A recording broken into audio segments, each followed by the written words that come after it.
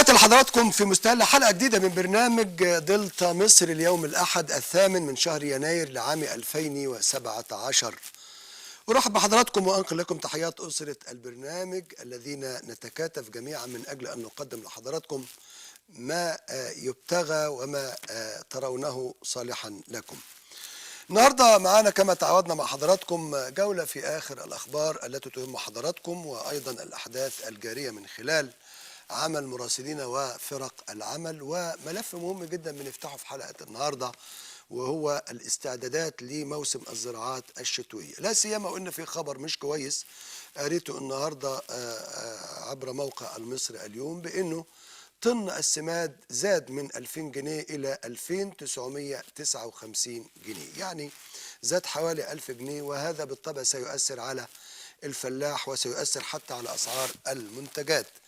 هيكون معنا في هذا الملف كوكبة من السادة الضيوف المحترمين، الدكتور محمد نور الدين، المهندس سعيد إسماعيل، والحاج محمود فتي ممثل الفلاحين ووكيل النقابة العامة للفلاحين. بنسعد بأنه حضراتكم تكونوا موجودين معانا في هذه الحلقة من خلال مشاركاتكم وآرائكم ومداخلاتكم على رقم الهاتف الذي سيظهر بعد قليل 040 345 50 70 040 345 50 70.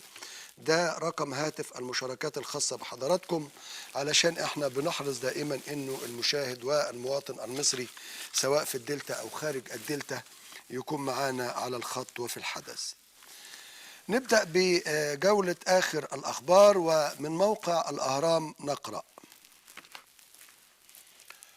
كشف عمرو الجرحي وزير المالية أن إجمالي عجز الموازنة خلال النصف الأول من العام المالي الجاري بلغ 174 مليار جنيه بنسبة 5.1% من الناتج المحلي الإجمالي، مقارنة بنسبة 6.2% خلال نفس الفترة من العام المالي الماضي. أوضح الجرحي أن إجمالي الإيرادات ارتفع من 192 مليار خلال النصف الأول من العام المالي الماضي إلى 220 مليار جنيه خلال النصف الأول من العام المالي الجاري. كما ارتفعت المصروفات خلال نفس الفترة من 355 مليار جنيه إلى 389 مليار جنيه. إلى موقع اليوم السابع: وصل مطار القاهرة الدولية اليوم إلكسندر لوكاشينكو رئيس روسيا البيضاء في زيارة لمصر تستغرق يومين، يلتقي خلالها الرئيس عبد الفتاح السيسي لبحث سبل تعزيز التعاون الثنائي وبحث القضايا ذات الاهتمام المشترك. إلى موقع المصري اليوم: توجه سامح شكري وزير الخارجية إلى العاصمة الفرنسية باريس أمس لرئاسة وفد مصر في المؤتمر الدولي الذي دعت إليه فرنسا لإحياء المفاوضات السلام بين الجانبين الفلسطيني والإسرائيلي، والمقرر عقده اليوم بمشاركة 70 دولة ومنظمة. إلى موقع الأخبار: أكد الدكتور أحمد عماد وزير الصحة والسكان أنه وافق على زيادة عبوات اللبن ذو العلبة الزرقاء للأطفال من سن 7 إلى 12 شهرا ل 30 علبة بدلا من 21 علبة خلال المدة نفسها. من موقع الجمهورية نقرأ: أعادت الإدارة العامة للمرور فتح طريق القاهرة اسكندرية الصحراوي وأسيوط الغربي بعد تلاشي الشبورة تدريجيا. إلى موقع المساء: قررت بلدية باريس زيادة مخصصات خدمة وصيانة برج إيفل الشهير بنسبة 45% لتصل إلى نحو 300 مليون يورو خلال ال15 عاما القادمة، حيث سيجرى تحديثه على نطاق واسع. ده برج إيفل اللي هو معمول بإيديهم حديثا، فاحنا عندنا زي برج إيفل 3000 حاجة أفضل منه. من موقع الشروق نقرأ: أكد مجدي عبد الغني عضو مجلس إدارة الاتحاد المصري لكرة القدم فشل المساعي مع الاتحاد الإفريقي الكاف لنقل بطولة إفريقيا على التلفزيون الأرضية لمصر أو حتى مباريات المنتخب المصري. طيب امال احنا يعني هنتابع منتخبنا على أي قناة؟ كان يجب ان احنا من موقع الأهرام نقرأ، وده الخبر الأخير: تستمر الموجة الباردة التي اجتاحت البلاد منذ أمس بهطول للأمطار وتباين في درجات الحرارة على القاهرة والمحافظات، كما تعرضت مدن وقرى محافظة كفر الشيخ لهطول أمطار غزيرة مصحوبة برعد وبرق، وقد تم غلق بوغازي البرولوس ورشيد. ده كان آخر خبر في جولة الأخبار السريعة. الأحداث الجارية نبدأها عن هذا التحقيق عن الندوة التي أقيمت بمدينة طنطا للأثريين، حضرها وزير الآثار وعدد من وزراء الآثار السابقين، الدكتور زاهي حواس، الزميل أحمد عاطف وناصر حوام، وفانا بالتفاصيل.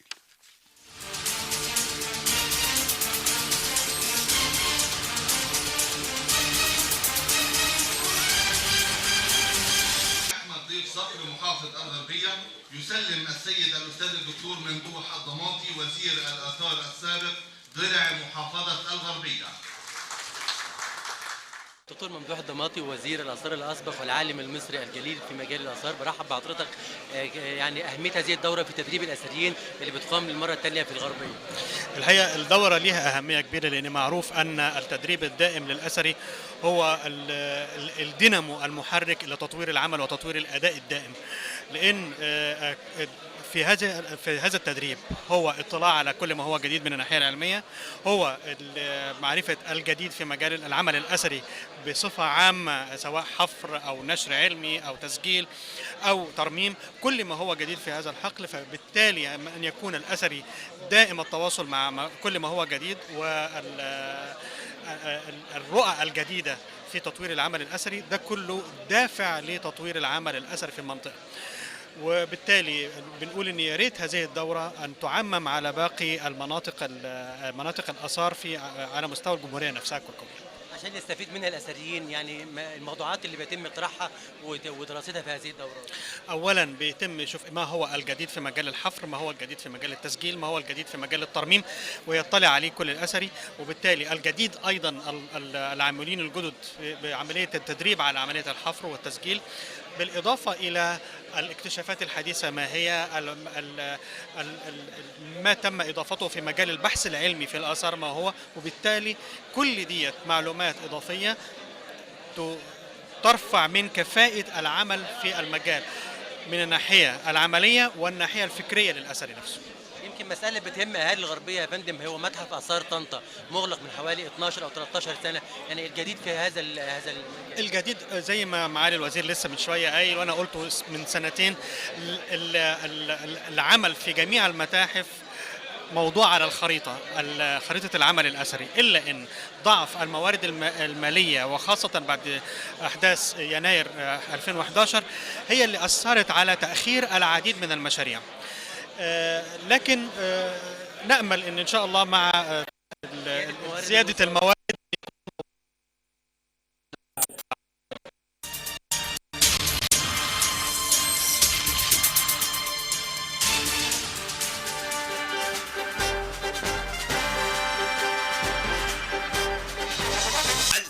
أوكازيون النساجون الشرقيون، خصومات هائلة تصل إلى 60% بجميع معارضنا في أنحاء الجمهورية. النساجون الشرقيون.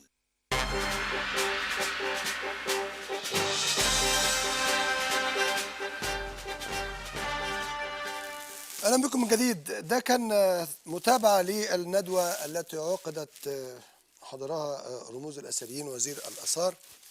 يعني الغربية من المحافظات اللي هي عندها آثار متميزة كتيرة جدا، سواء كانت آثار قديمة وآثار أيضا إسلامية وآثار قبطية. فمطلوب إن احنا نضع خطة للاستفادة واستغلال تلك الآثار في تحقيق عائد، وأيضا الرحلات الداخلية من أجل إفادة الأجيال اللي هي ما تعرفش حاجة عن آثار بلدها.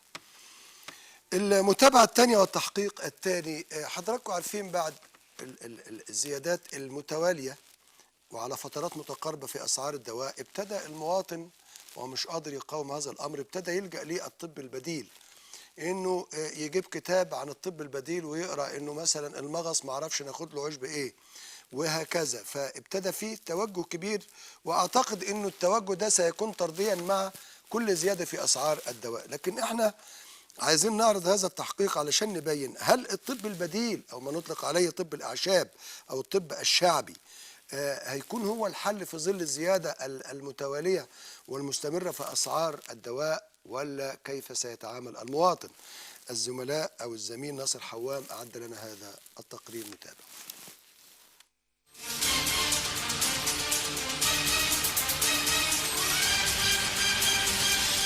بدءا من ابن سينا وابن رشد والفارابي وتذكرة داوود ومؤلفات الرازي وابن البيطار، مرورا بالصينيين والإغريقيين، حفل تاريخ الطب الإنساني بالتأليف عن أدوية الأعشاب والتطبب بها. مدى إقبال الناس على طب الأعشاب بعد ارتفاع أسعار الأدوية؟ هي الناس عموما في الفترة السابقة والفترة الحالية متجهين لطب الأعشاب، بس برضو لما حضرتك هتتكلم في الأسعار وارتفاع الأسعار، هو سعر الأسعار، ارتفاع الأسعار مش على الأدوية بس، ارتفاع الأسعار على الخامات اللي احنا برضو بنشتغل بها كأعشاب وكغيره، فكل حاجة مرتفعة. بس ما زادتش بنفس سعر الأدوية تقريبا. لا، الزيادة مش زي زيادة الأدوية، بس برضو في زيادة في الأسعار.